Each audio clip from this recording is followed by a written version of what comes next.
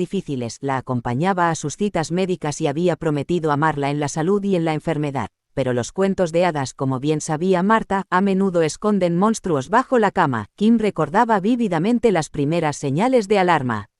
Las discusiones que se escuchaban desde el piso de arriba cuando visitaba la casa de su madre, los moretones que Marta explicaba como caídas accidentales, la forma en que David controlaba gradualmente cada aspecto de la vida de su madre. Detective Martínez, continuó Kim, secándose los ojos con un pañuelo de papel arrugado, mi madre ha llamado a la policía varias veces durante los últimos años para reportar violencia doméstica. Incluso obtuvo una orden de restricción temporal contra David, ¿pero qué, señorita Freitag? Pero siempre regresaba con él. Decía que la necesitaba, que sin ella estaría perdido. Y cuando estaba en sus buenos días, cuando sus medicamentos funcionaban bien, David podía ser encantador. Manipuladoramente encantador. El detective Martínez había visto este patrón demasiadas veces. Las víctimas de violencia doméstica, especialmente aquellas con enfermedades mentales, quedaban atrapadas en ciclos de abuso que parecían imposibles de romper. ¿Cuándo fue la última vez que usted habló personalmente con su madre? Kim cerró los ojos tratando de recordar con precisión. Fue el 15 de julio. Habíamos tenido una discusión sobre David, como siempre. Le rogué que lo dejara definitivamente, que se viniera a vivir conmigo. Pero ella se enojó, me dijo que no entendía su situación, que era fácil juzgar desde afuera. Las lágrimas finalmente comenzaron a rodar por sus mejillas, esas fueron las últimas palabras que mi madre me dirigió, es fácil juzgar desde afuera, Kim. Cuando tengas 50 años y estés loca, veremos qué tan perfecta eres.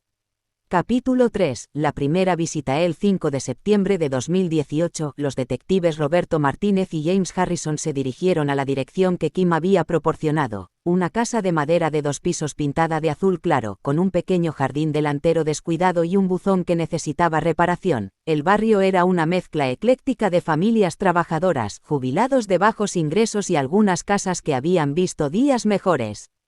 Era el tipo de vecindario donde la gente conocía a sus vecinos pero respetaba la privacidad de cada uno, donde los secretos podían mantenerse ocultos detrás de puertas cerradas y cortinas corridas. ¿Qué opinas, Roberto?, preguntó el detective Harrison mientras observaban la casa desde su automóvil. Harrison era un veterano de 15 años conocido por su intuición aguda y su habilidad para leer a las personas. Parece demasiado tranquila, respondió Martínez, notando la ausencia de cualquier signo de vida. No hay auto en la entrada, las cortinas están cerradas, ¿pero qué? Ese perro está ladrando desde que llegamos.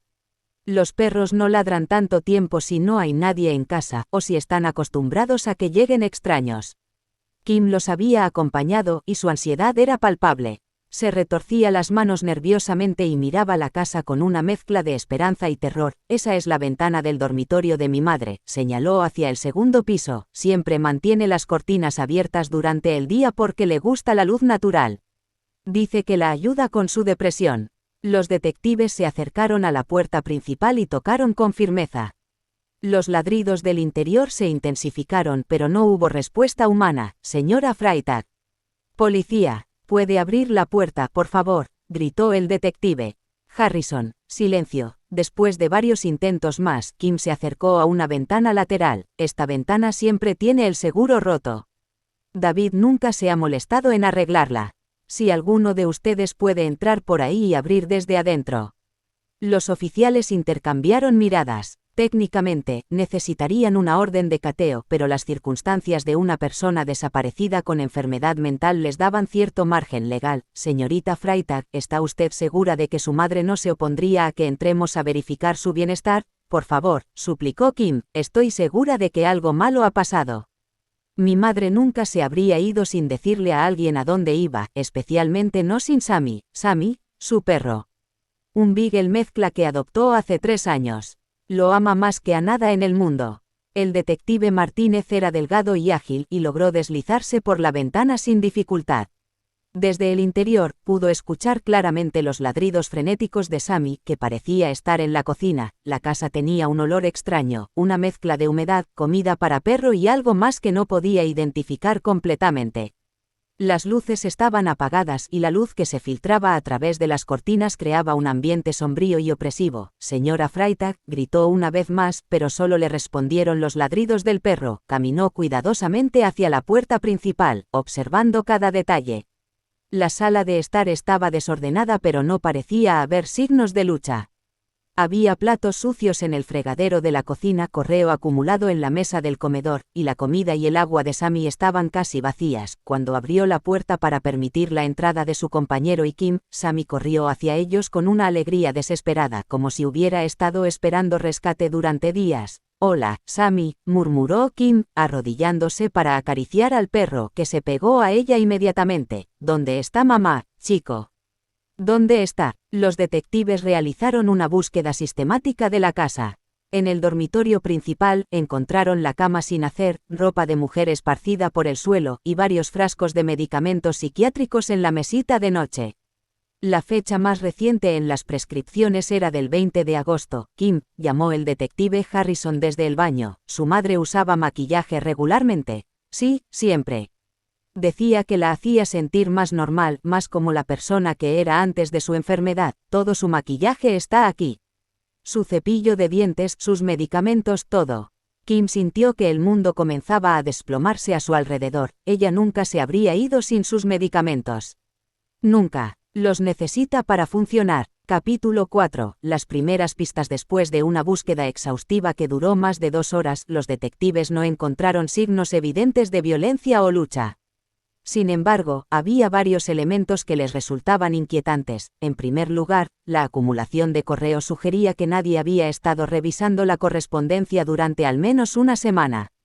En segundo lugar, Sammy claramente había estado solo durante días, basándose en el estado de su comida y agua, y en la evidencia de que había comenzado a hacer sus necesidades dentro de la casa, algo que según Kim nunca había hecho antes. «Detective Martínez», dijo Kim mientras revisaban una vez más el dormitorio principal, «¿ve esa caja de zapatos debajo de la cama? ¿Qué hay con ella? Ahí es donde mi madre guarda su dinero en efectivo y sus documentos importantes. Siempre me dijo que si algo le pasaba, revisara esa caja». Con manos temblorosas, Kim sacó la caja de zapatos. Dentro encontraron aproximadamente $200 en efectivo, el pasaporte de Marta, su certificado de nacimiento, y algo más inquietante, una carta manuscrita fechada 2 semanas antes. «Si algo me pasa, sepan que David Callahan es responsable», leyó Kim en voz alta, su voz quebrándose con cada palabra. «He tratado de dejarlo muchas veces, pero él me amenaza. Dice que si lo dejo, me matará y hará que parezca un accidente o un suicidio». «Kim, perdóname por no haber sido lo suficientemente fuerte para escapar». El silencio en la habitación era ensordecedor. Los dos detectives intercambiaron miradas significativas. Esta carta cambiaba completamente la naturaleza de la investigación. «¿Reconoce la letra de su madre?», preguntó el detective Harrison. Kim estudió cuidadosamente la carta, comparándola mentalmente con las notas que Marta solía escribirle. «Sí, definitivamente es su letra. Incluso tiene esa forma particular de hacerlas, a que siempre ha tenido. Señorita Freitag, necesitamos que nos dé toda la información que tenga sobre David Callahan. Su lugar de trabajo, sus amigos, sus rutinas, todo lo que pueda recordar». Kim se secó los ojos y se esforzó por concentrarse. Esta podría ser la información que salvaría a su madre, si es que aún había tiempo. «David trabaja en construcción, pero cambia de trabajo frecuentemente. La última vez que supe, estaba con una compañía llamada Morrison Brothers Construction. Conduce una camioneta pick-up azul, una Ford de los años 90 creo. ¿Sabe dónde podríamos encontrarlo normalmente? Tiene algunos amigos en un bar llamado El Rincón Dorado en la avenida Market Street. Es un lugar donde se reúnen muchos trabajadores de construcción después del trabajo. También sé que a veces se queda con un amigo llamado Tommy, no recuerdo su apellido, pero vive en apartamentos cerca del centro comercial». Los detectives tomaron notas detalladas de toda la información. Era un comienzo, pero necesitarían mucho más para localizar a David Callahan y, más importante, para encontrar a Marta. «Kim», dijo el detective Martínez con gentileza pero firmeza, «necesito que entienda que esto se ha convertido en una posible investigación de homicidio. Vamos a hacer todo lo que esté en nuestro poder para encontrar a su madre, pero debe estar preparada para cualquier posibilidad. Kim asintió, aunque todo su ser se negaba a aceptar la implicación de esas palabras. Solo encuéntrenla, susurró, por favor, solo encuéntrenla. Capítulo 5. El rastro se enfría. Durante los siguientes 3 días, los detectives Martínez y Harrison trabajaron incansablemente para localizar a David Callahan.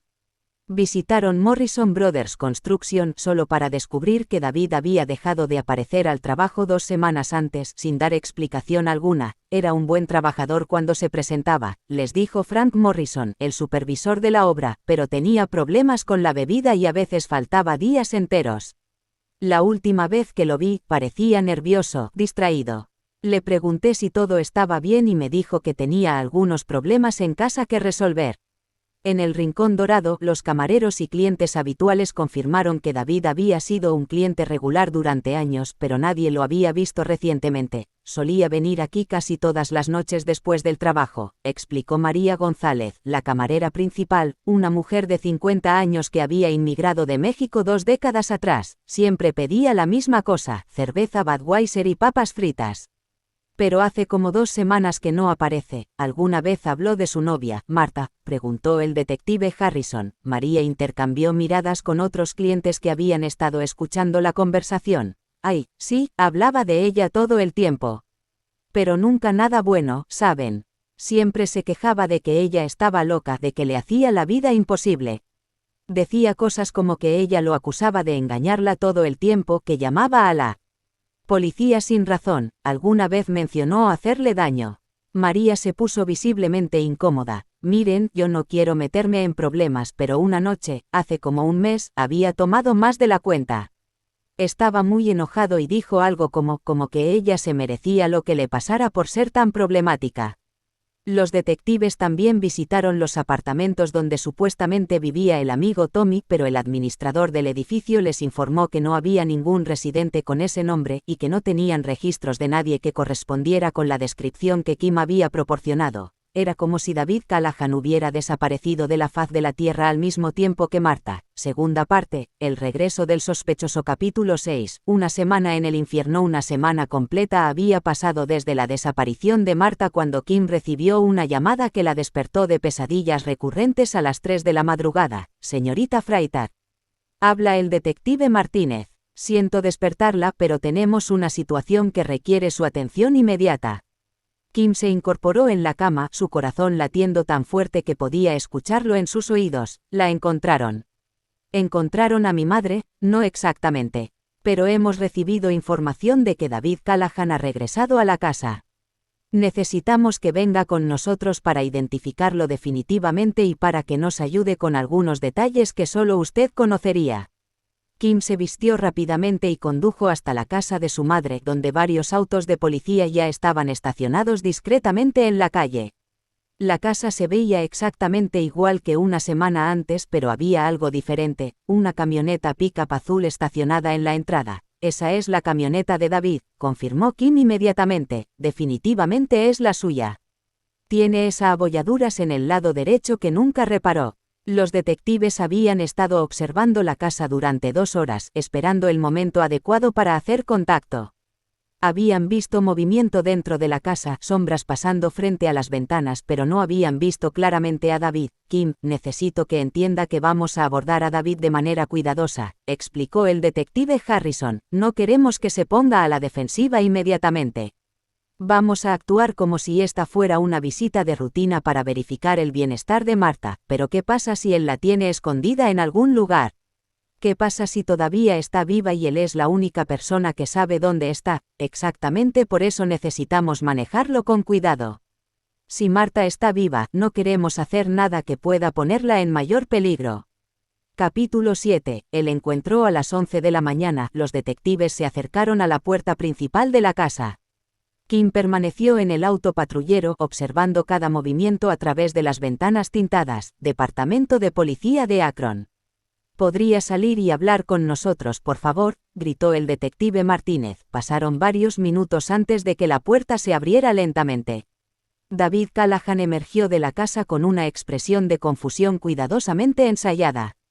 Era un hombre de estatura media, aproximadamente 45 años, con cabello castaño desarreglado y una barba de varios días. Vestía jeans sucios y una camiseta de trabajo manchada. ¿Hay algún problema, oficiales?, preguntó con una voz que intentaba sonar casual pero que tenía un dejo de nerviosismo. Hola, ¿cómo está usted? ¿Está Marta aquí?, preguntó el detective Harrison directamente. David pareció considerar su respuesta cuidadosamente antes de hablar. No, probablemente esté en casa de su novio. Los detectives intercambiaron miradas. Esta respuesta no era lo que esperaban. ¿Cuál es su nombre, señor? David. David Callahan, su novio. Se refiere a que Marta tiene otro novio. David se tomó su tiempo antes de responder, mirando alternativamente a los dos oficiales. Sí, bueno, nosotros terminamos hace un tiempo. Ella está saliendo con otro tipo ahora. El detective Martínez sacó su libreta de notas. ¿Podría bajar aquí y sentarse con nosotros para hablar un momento? David bajó los escalones del porche lentamente como si cada paso fuera calculado. Se sentó en un escalón, manteniendo una distancia prudente de los oficiales. ¿Por qué cree que está en casa de su novio? Es donde se queda la mayor parte del tiempo ahora. ¿Realmente no vive aquí ya, donde vive este novio? No lo sé. Realmente no sé quién es. Soy el único aquí, solo yo y el perro. Esta respuesta era particularmente extraña considerando que Sammy había estado claramente solo durante días cuando encontraron la casa una semana antes. Dice que ella está aquí solo un par de veces a la semana. Sí, quiero decir, realmente hemos estado separados durante un año. Hemos estado durmiendo en habitaciones separadas. Ella es esquizofrénica. Ha estado tomando y dejando su medicación no sé cuántas veces. Todo es muy secreto con ella. David continuó elaborando su historia, añadiendo detalles que parecían diseñados para explicar por qué Marta podría estar evitando a su familia. Creo que ella y su hija están peleando otra vez. Capítulo 8. Las inconsistencias. El detective Harrison decidió presionar un poco más. Bueno, esa es parte de la razón por la que estamos aquí, porque nadie en su familia ha hablado con ella desde julio. No sé cómo es posible. Sé que les ha enviado mensajes de texto. Esta afirmación era especialmente interesante considerando que Kim había mencionado los extraños mensajes de texto que había recibido recientemente. ¿Cuándo fue la última vez que habló con ella? David pareció calcular cuidadosamente su respuesta. No lo sé. Probablemente hace 5 o 6 días. ¿Dónde fue eso? Aquí. La vi de paso. Yo me estaba yendo. Los detectives notaron que David tenía respuestas para todo, pero algo en su lenguaje corporal y en la forma en que evitaba el contacto visual directo les resultaba profundamente sospechoso. David, nos gustaría encontrarla ahora mismo.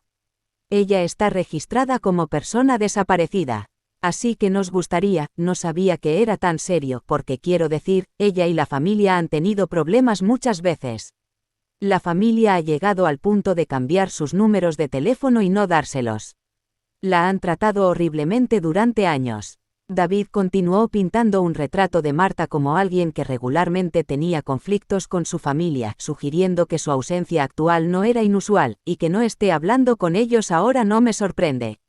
Sé que esto es típico de ellos y no quiero hacer de esto algo más grande de lo que es. Pero los detectives habían hecho su tarea. Sabían sobre los reportes de violencia doméstica, sobre la orden de restricción temporal, y sobre el patrón de abuso que Marta había soportado. Capítulo 9. Profundizando en las mentiras. ¿Entonces no tienes idea de cómo se llama este novio? No. ¿No tienes idea de dónde vive? No. Nunca lo he conocido. Ella recibe seguro social. David se puso visiblemente más nervioso con esta pregunta. Sí, ¿quién está cobrando sus cheques? Ella. Está bien. Bueno, ¿quién está cobrando sus cheques? Eso es lo que te estoy preguntando. No, ella no recibe un cheque nacional. ¿Qué recibe? Tienes acceso a sus cuentas. No has estado usando sus cuentas, ¿verdad?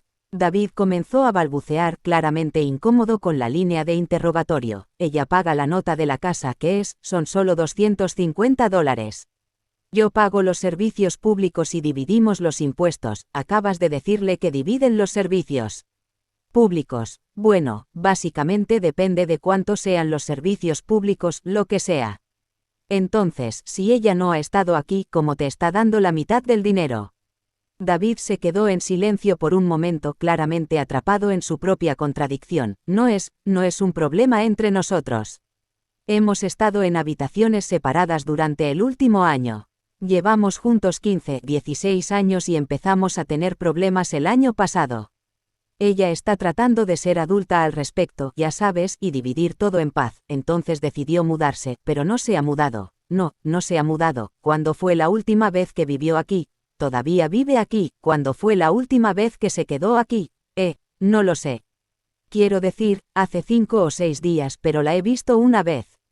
Las inconsistencias en la historia de David eran cada vez más evidentes y los detectives sabían que tenían que profundizar más. Capítulo 10. Arrestando al sospechoso. ¿De quién es esa camioneta? Esa es la camioneta de mi amigo.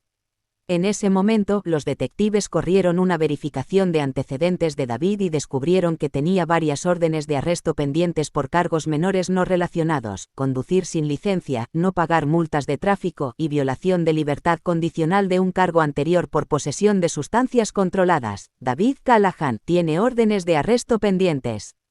Va a tener que venir con nosotros. David no parecía sorprendido por este desarrollo, como si lo hubiera estado esperando. Por las multas de tráfico, entre otras cosas, sí.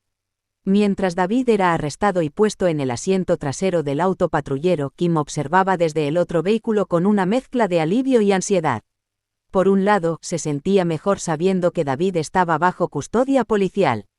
Por otro lado, si él tenía información sobre el paradero de su madre, arrestarlo podría hacer que fuera menos cooperativo. Los detectives acordaron realizar una entrevista formal con David en la estación de policía, donde tendrían más control sobre el ambiente y podrían utilizar técnicas de interrogatorio más sofisticadas. Capítulo 11. Los mensajes misteriosos. 2 días después del arresto de David, Kim recibió algo que la dejó completamente perturbada: una serie de mensajes de texto que supuestamente provenían del teléfono de su madre. El primer mensaje llegó a las 10:30 de la mañana. Kim, soy yo.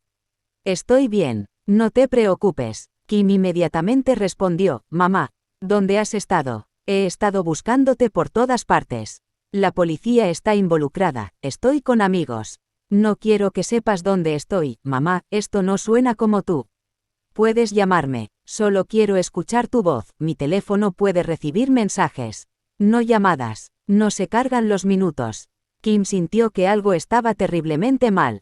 Su madre siempre la llamaba cuando había problemas. Los mensajes de texto nunca habían sido su forma preferida de comunicación, especialmente para conversaciones importantes. Continuó enviando mensajes, tratando desesperadamente de obtener más información. Esta es tu hija. Quiero saber dónde estás. Estoy en el Salón del Reino en Kent con amigos. Está bien, quédate ahí. Voy ahora mismo. No estoy ahí. No sabes dónde estoy, pero acabas de decir que estabas ahí. ¿Dónde estás? Estoy comiendo ahora. Kim inmediatamente llamó al detective Martínez. Detective, he recibido mensajes de texto del teléfono de mi madre, pero algo está muy mal. La forma en que escribe es completamente diferente. Dice que está enojada con la familia, lo cual él sabe que, bueno, aunque estemos distanciadas, ella siempre habla con su hermano. Kim, necesitamos que vengas a la estación inmediatamente y traigas tu teléfono. Esto podría ser evidencia crucial. Capítulo 12. Análisis de los mensajes en la estación de policía. Los expertos en tecnología forense analizaron los mensajes de texto que Kim había recibido. Los hallazgos fueron profundamente perturbadores. Dr.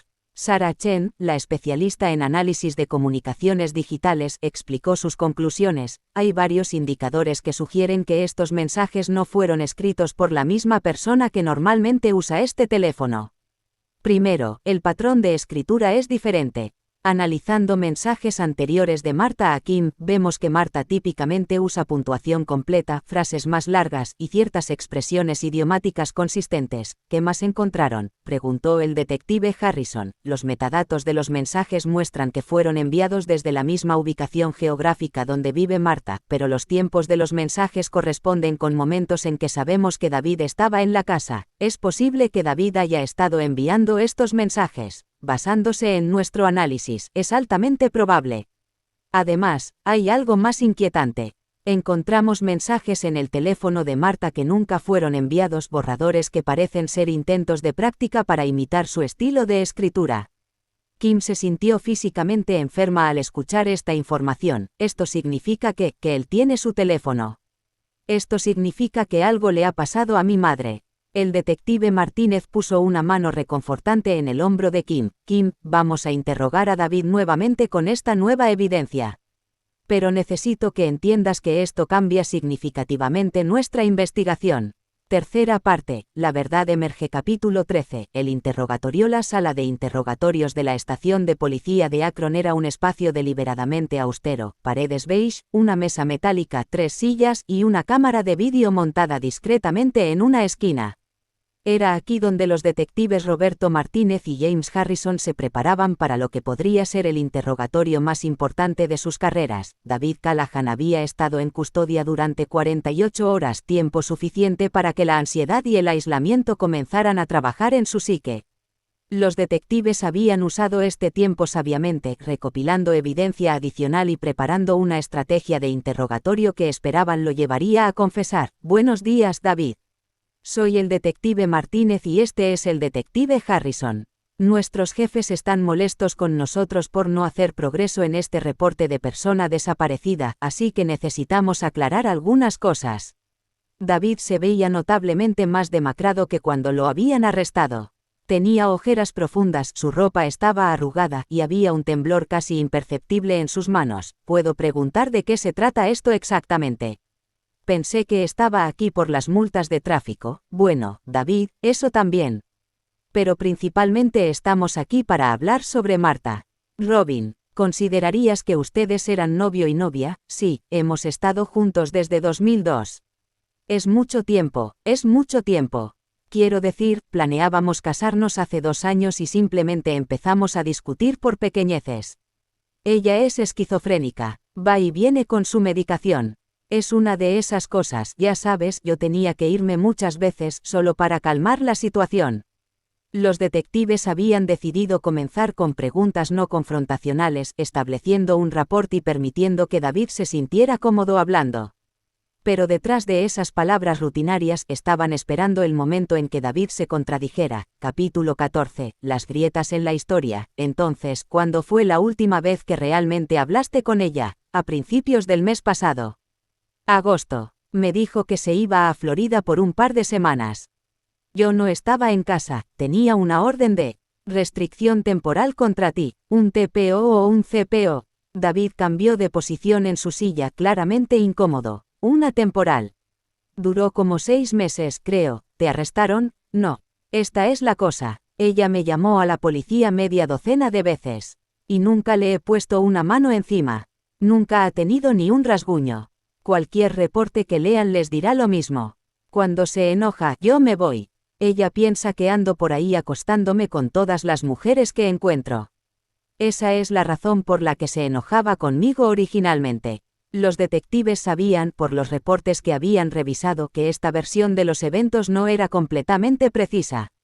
Había habido múltiples llamadas al 911 y en al menos 2 ocasiones Marta había mostrado evidencia de lesiones físicas menores. David, habías mencionado que ella tenía otro novio. ¿Podrías decirnos algo más sobre eso? Como dije, no sé quién es. Nunca lo he conocido. Alguien la recogió un par de veces diferentes. Eso es lo que le dije al otro detective con el que hablé hace 2 días. ¿Así que no tienes idea de cómo se llama este novio? No. ¿No tienes idea de dónde vive? No. Nunca lo he conocido. Los detectives se dieron cuenta de que David estaba duplicando su historia sobre el misterioso segundo novio, pero no había proporcionado ningún detalle verificable sobre esta persona. Capítulo 15. La evidencia se acumula. David, creo que hay un poco más en esta historia que no nos estás contando. No hay nada más que pueda decirles. Les he dicho todo lo que sé. El detective Harrison sacó una carpeta de documentos y la colocó en la mesa frente a David. Bueno, no creemos que nos hayas dicho todo. Hay algunas piezas que faltan en tu historia, Dave. Y esta es la razón por la que te pedimos que escribieras esto.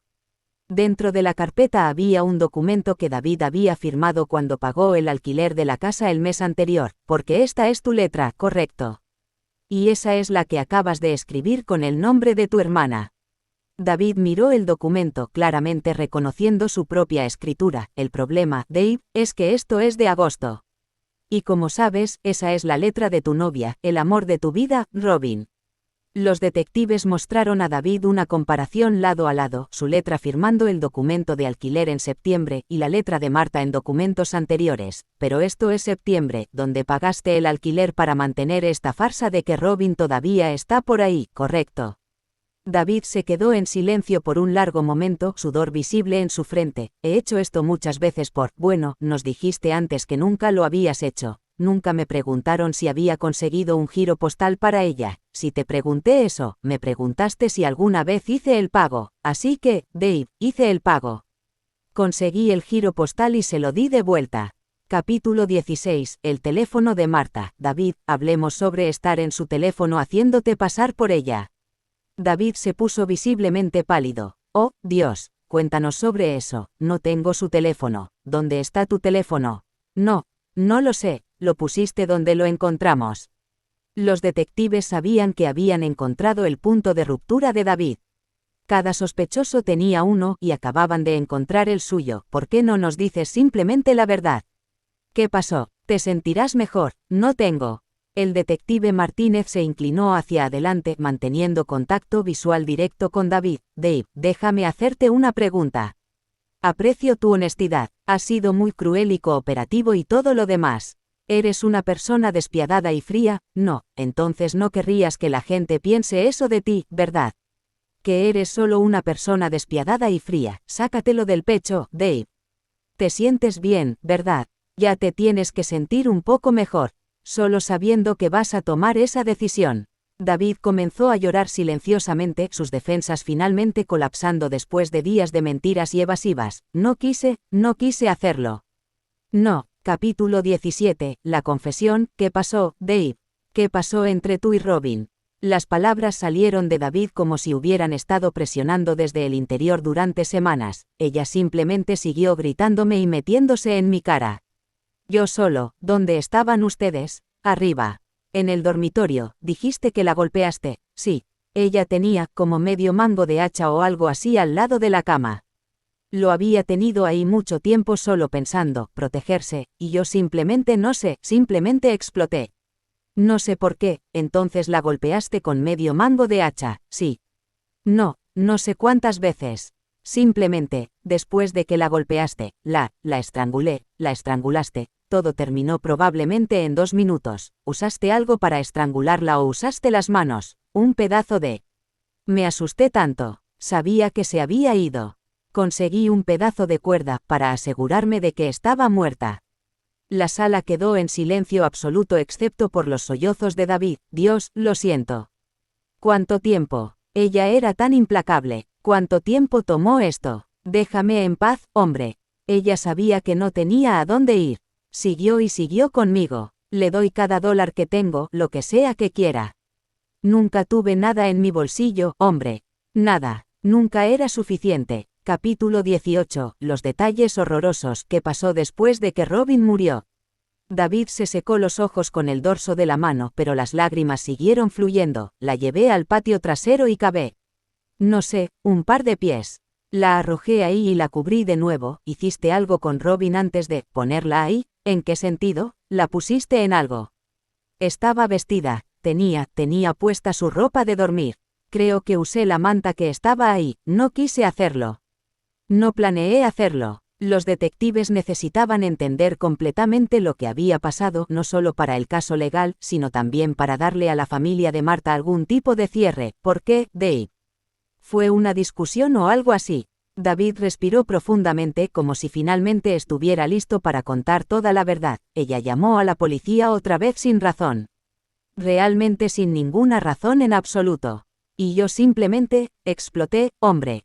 Exploté. ¿De qué fue la discusión? Habíamos discutido el día anterior y me había ido solo para mantener la paz.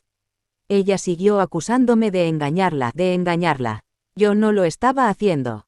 David describió cómo Marta lo había despertado esa noche fatal, diciéndole que la policía estaba en camino. Corrí fuera de la casa y ellos vinieron. Me escondí en el patio trasero detrás de las cercas hasta que se fueron. Regresé y dije, ¿por qué tienes que seguir haciéndome esto? ¿Por qué sigues tratando de meterme en problemas?